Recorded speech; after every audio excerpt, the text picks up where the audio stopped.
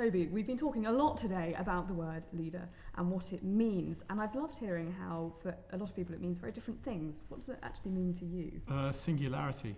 It's a loneliness, and that's the association that I have with it. Responsibility. The bigger the production, the more you have in which to hide.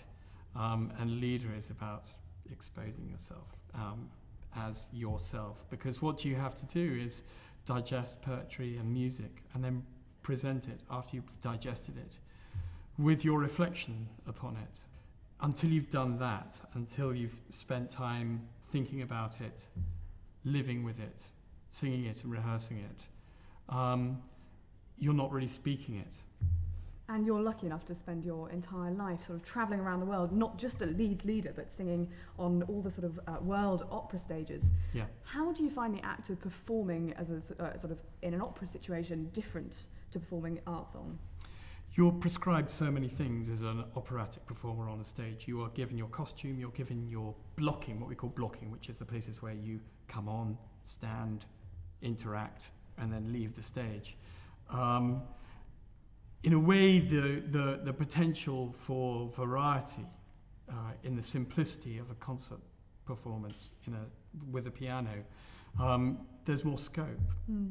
So the song cycle as a genre, many people think of as sort of starting with Beethoven, and then Schubert obviously took it to this amazing height, and then Schumann took it further. How did his style differ? How did he change it? Well, he was more abstract with it. I think that the song cycle, has as much to do with other cycles that we all experience on an annual basis, in a mortal basis.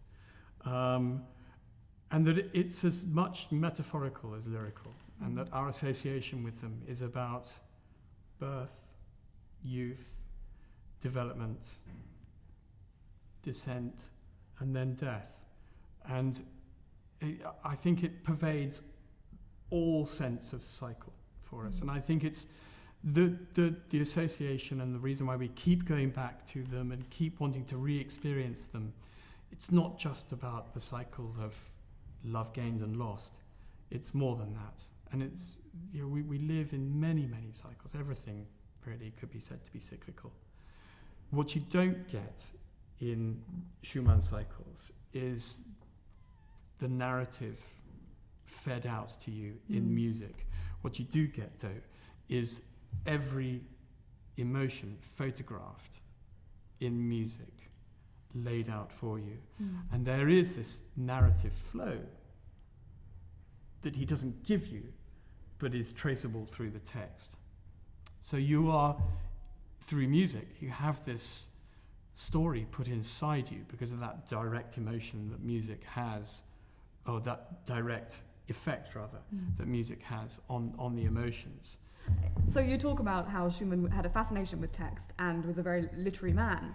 Does that come out in the way he writes for the relationship between the piano and the voice, or the way he sets the text? So at the time of writing Dichterliebe, writing for the voice was a relatively new thing for him. Melody is melody, and melody tends to come from our relationship to song and folk songs. And so his sense of melody from his early works would be no different from how you would write from the voice. So I guess, you can hear the way he pinpoints melody, traces it over harmonic writing, and lays out the sort of pianistic breaking of the fingers underneath the melody.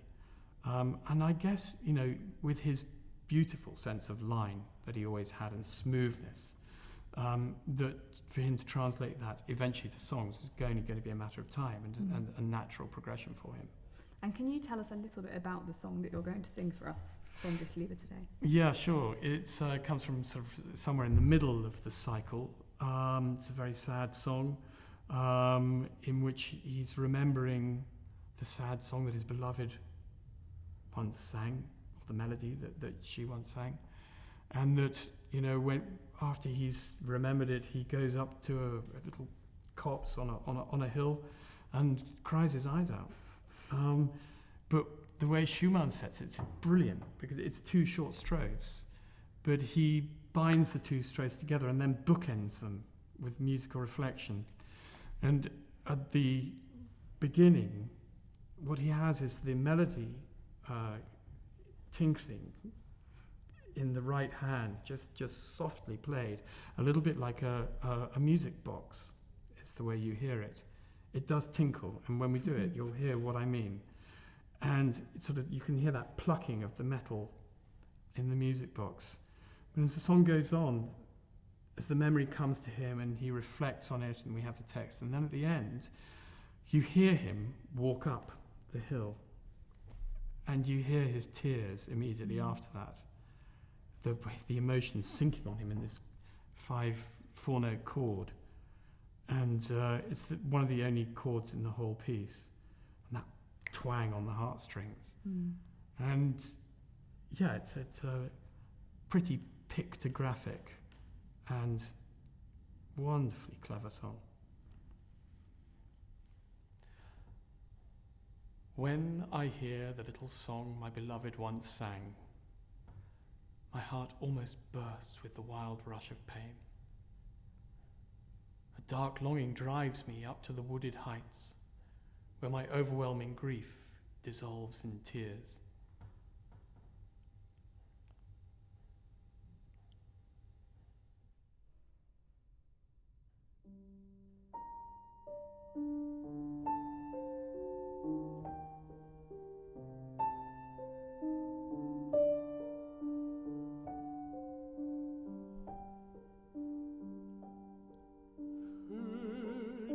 Das Liedchen klingen, das einst die Liebste sang, so will mir die Brust zerspringen von wildem Schmerzendrang. Es treibt mich ein dunkles Sehnen hinauf zur Waldeshöh. Dort löst sich auf in Tränen mein übergroßes